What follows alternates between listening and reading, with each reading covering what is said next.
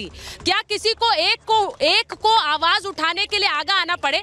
यहाँ पर सब लोग इसीलिए यहाँ इकट्ठा हुए हैं कि उस एक की आवाज बनकर ये लोग आवाज उठाएं। इसीलिए मैं पूछ रही हूं, एक बार मैं डीजीपी सर आपके पास आ रही हूं। यहां पर आप एक भीड़ देख रहे हैं, अगर आप देख पा रहे होंगे, लोग इकट्ठा हो रहे हैं और साथ ही डॉक्टर्स यहां पर प्रदर्शन करने के लिए पहुंच रहे हैं। अब दिल्ली, सिर्फ दिल्ली की बात नहीं है, कोलकाता, मुंबई, हर अलग अलग शहरों में ये प्रदर्शन हो रहे हैं। मुझे जरा बताइए सर कि पुलिस के कई पुलिस वर्जन सामने आ रहे हैं, पुलिस कर्मी नाराज है। वहां के डीजीपी ने एक स्टेटमेंट जारी किया कि हम सब कुछ कर रहे हैं, लेकिन सवाल यह है जो आज कोर्ट ने कहा कि 7,000 लोग अस्पताल में कैसे पहुंच सकते हैं? ये इंटेलिजेंस फेलियर है।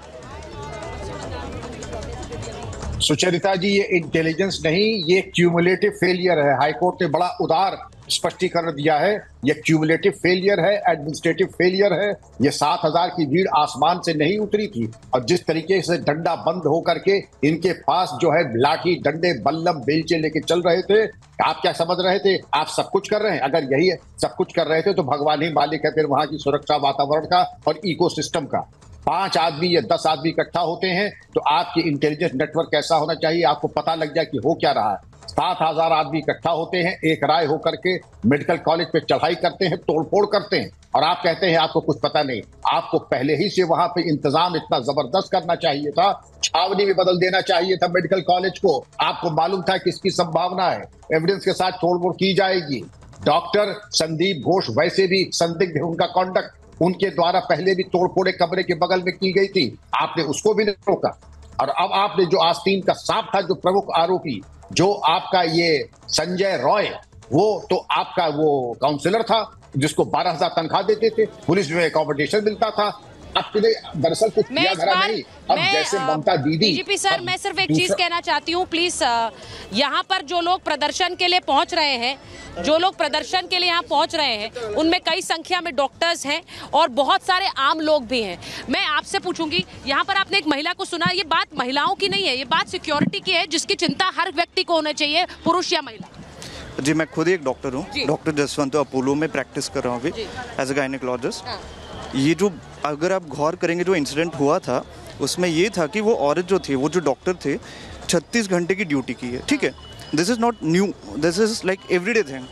कोई भी रेसिडेंट को आप कोई भी गवर्नमेंट हॉस्पिटल में पूछ लीजिएगा, 36 इज टू लेस। 72 आवर्स भी वो लोग कंटिन्यूस ड्यूटी करते हैं, वैसे हालत में करते हैं जहाँ पे कोई फैसिलिटी नहीं रहता है, ना सोने का, ना खाने का, ना किसी का। 72 आवर्स का कंटिन्यूस ड्यूटी करते हैं। एटलीस्ट एक बेसिक एम्यूनिटीज़ तो प्रोवाइड करनी है, वो नहीं होती है। सेकेंड चीज़, बेसिक सिक्योरिटी जो होती है वो भी नहीं होती है। उस औरत ने, मतलब जो डॉक्टर है, जिन्होंने वो 36 आवर्स की कंटिन्यूस ड्यूटी होने के बाद बस 5 मिनट के रिलैक्स करने के लिए वो बस एक सेमिनार रूम गई थी, और उतने में ही एक इंसिडेंट हो गया था।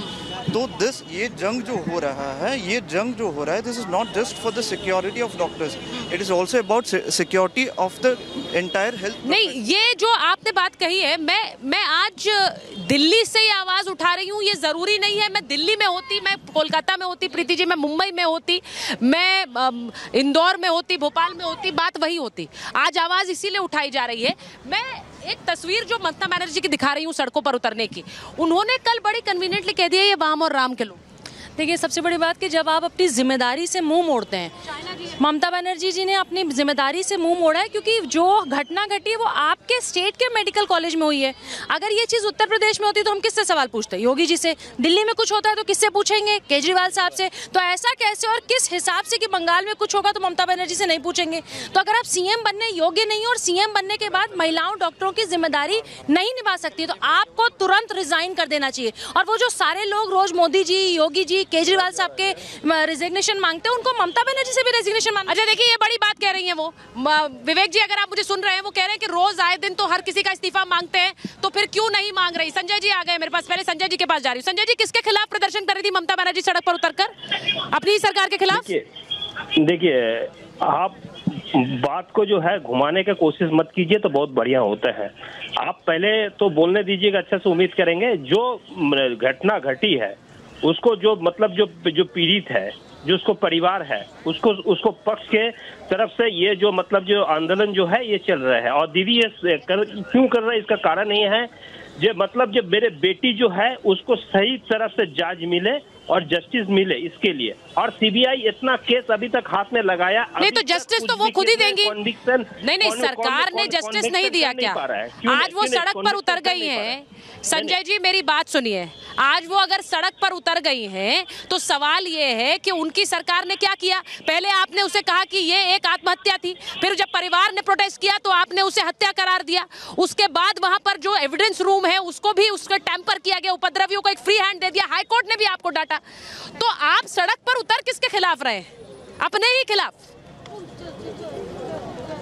जानकारी होना चाहिए 12 घंटे के अंदर में आरोपी को पकड़ा गया, तो कलकत्ता पुलिस पकड़ा था। क्यों? Calcutta police Scotland yard police से कंपेयर होता है, आपको मैं बताते हैं। और दूसरे नंबर बात जो है ना, जो अभी बता रहा, आपको मालूम लास्ट 3 दिन में कितना घटना। कल एक नार्स को लाश मिले है जो उत्तराखंड से ड्यूटी करते आते हो, उसको बलात्कार किया यूपी में और उसको हत्या ही कर दिया। एक 6 साल का बच्ची को बुंडल शहर में एक दलित बच्ची को रेप किया है। और कल का घटना मैं बताता हूँ, उड़ीसा में 2 मरीज इलाज कराने के लिए हॉस्पिटल पहुंचे थे, उसको ऊपर बलात्कार हो गया। बलात्कार एक बीमार है, बीमार, ये पॉलिटिकल मैटर नहीं है, ये बीमार है। बीमार को खत्म करने पड़ेंगे, और बीमार को अगर खत्म करना है इसको ना इनकाउंटर करने पड़ेंगे और नहीं तो इनको नहीं सर, नहीं संजय जी आपने यूपी की बात कही। मैं तो कहती हूँ कि योगी जी के खिलाफ प्रदर्शन पर क्यों नहीं उतरे आप लोग?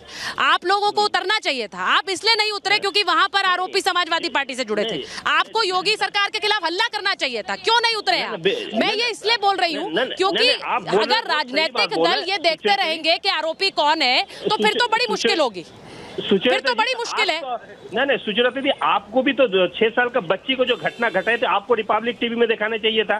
जो नर्स को हत्या हुआ था उसको दिखाना चाहिए था। जो 2 मरीज को जो उड़ीसा हॉस्पिटल में हत्या बलात्कार किया उसको दिखाना चाहिए था। आप सर बिल्कुल दिखाया है, हम सिलेक्टिव नहीं है आपकी खबरों को दिखाने में। नहीं संजय जी मैं आपको सिर्फ एक बात बोलती हूँ, हम सिलेक्टिव नहीं है, हम दिखाते हैं, हम हर खबर दिखाते हैं। और इम्पोर्टेंट ये है कि अगर मैं इसमें सेलेक्टिव हो गई सर, अगर मैं इसमें सेलेक्टिव हो गई तो ये मेरे लिए बड़ा अपराध बोध होगा अगर मैं इसमें सेलेक्टिव हूँ। उसी तरह से आपको भी ये महसूस करना चाहिए, ये मेरी सीधी गुहार है। मैं एक बार जरा शाइना जी के पास जा रही हूँ। शाइना जी अगर आप मुझे सुन पा रही हैं, एक बड़ा प्रोटेस्ट यहाँ पर है और मैंने जैसा कहा कि ममता बनर्जी कह रही है कि उन्होंने जो करना था उन्होंने किया है, ये अब वाम और राम वाले हैं जो हंगामा कर रहे हैं।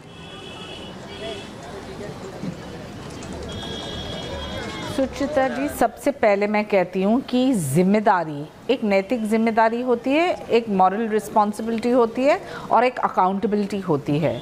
लॉ एंड ऑर्डर एक स्टेट सब्जेक्ट है। हमने देखा कि कोलकाता में क्या हुआ। हादसे के बाद पहले तो कहते हैं कि सुसाइड था, फिर जब लड़की के माता पिता ने ये मुद्दा उठाया कि नहीं ये बलात्कार था, तब ममता बनर्जी का क्या है बयान, आप मुझे बताएं। जब 7,000 लोग अस्पताल पहुंचते हैं, क्या लॉ एंड ऑर्डर उनको देखना चाहिए था, उनको ये समझना चाहिए था या नहीं? और फिर वो ये बाम और राम की बात करते हैं, लेफ्ट और राइट। मुझे बोलिए, आप एक तरफ बोल रहे हैं कि राजनीति मत लाइए इस मुद्दे पे, तो मैं पूछती हूँ कि सीबीआई का एक्शन